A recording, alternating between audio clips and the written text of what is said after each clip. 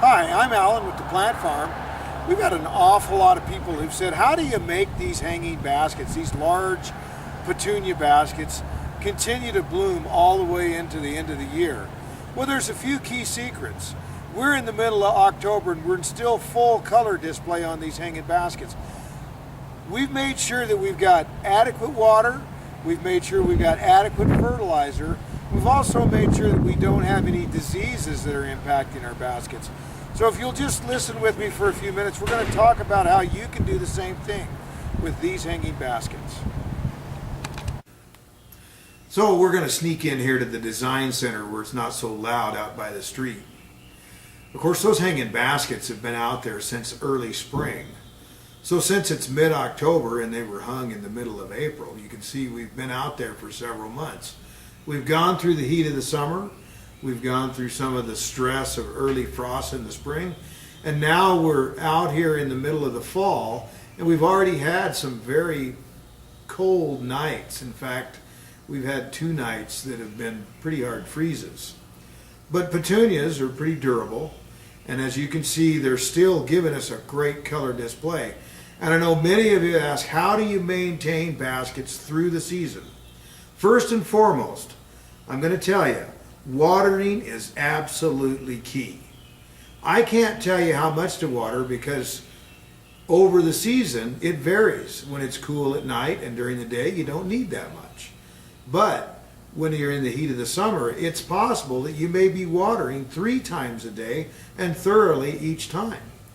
And then finally in the fall, of course, we've pulled it back to where we're only watering once a day and not any more than just about 1 minute to 2 minutes on our constant drip irrigation system.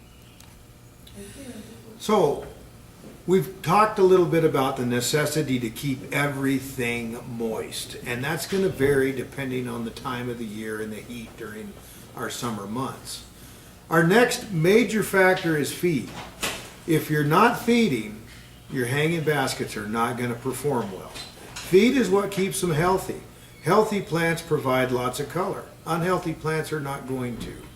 There's some things you're going to watch to see whether they're healthy or not.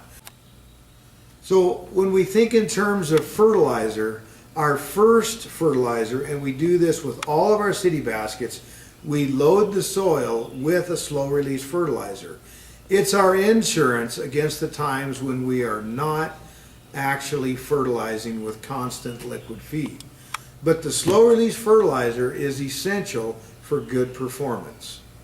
That we do early in the season, and then you may, if you have the ability, want to do that again about midsummer. We are always putting constant liquid feed in our water. Depending on the amount, you may be able to get away with doing it once, say, every 3 times you water or every 2 or 3 days. But liquid feed is essential. A water-soluble liquid feed is essential for great performance on these heavy, high-performance petunias. They are really heavy feeders, and that's really important that we all understand. What you're also going to see over time in certain areas is that your water pH is going to cause your soil pH to rise. When that happens, it becomes more difficult for the plant to absorb liquid feed. So that's why you may want to use an iron occasionally on your plants, and they'll tell you when they want to have iron. They'll actually begin to show a little bit of yellowing, and when you apply the iron, it causes them to turn green. Fundamentally, when you see yellowing on your petunia baskets, it's indicative that the pH is rising in the soil. Jack's fertilizer, which is a retail presentation of a commercial feed, has actually been formulated to have 3 different types of iron, chelated iron, that are available at different pH ranges. So that's why here at the Plant Farm we're recommending that our customers use Jack's petunia feed on these large hanging baskets, because our own experience is that it performs very well and the iron availability is there over a wider pH range. Now, the final thing that you have, that you deal with as the weather begins to cool at the end of the summer, after you've made the realization you need less water and you've turned your water down, is the fact that disease begins to impact your plants during the cool evenings. You're going to fight that, of course, by reducing the amount of water that you present to those baskets. And understand that really the timing for that is going to be about mid-August. Now, we've gone from mid-August through September, and now we're in the middle of October. And you see by the pictures that these hanging baskets are still very viable and very healthy. That's because they've been watered well and they've been fed well. All through town and all through different cities as I've traveled this fall, I see that there's a lot of different experiences that municipalities have with their hanging baskets, and it all depends on those two things. One, did they fertilize? And two, have they been keeping the plant material properly wetted?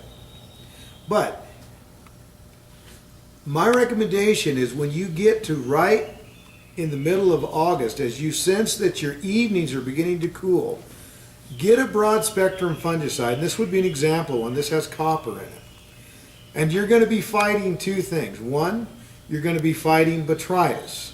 The other thing you're going to fight is powdery mildew. And so if you put a broad spectrum fungicide that's a preventative on, those two things you'll never even know they're there. You'll probably go through the season and say, hey, I don't think I really needed to do that. But the point is your preventative application is what kept the plants healthy through these cooling evenings. As you can see now, our evenings are getting all the way down into the low to mid 30s. We've had a lot of evenings right now that are in the range of somewhere around 40 degrees and maybe 38 degrees. And we still have healthy plants, but that's because they're not suffering from any of our fungicide attacks. So real simply, we're going to deal with three things that we've talked about. Watering, which is essential, and it changes over time. The fact that we've got to keep the feed in the plants because they're very heavy feeders. And finally, we're gonna fight disease. And as you want to keep your plants green, make sure that you give them iron. We've got plenty of iron available in our jacks, but if you happen to see that things are beginning to go out of green, they're getting the chlorosis, then give them one application of something like this iron tone that's going to basically instantly green them up within just a couple of days. So I'm Alan at the Plant Farm. I've given you some help on how to maintain your hanging baskets and maintain those brilliant color displays all through the season.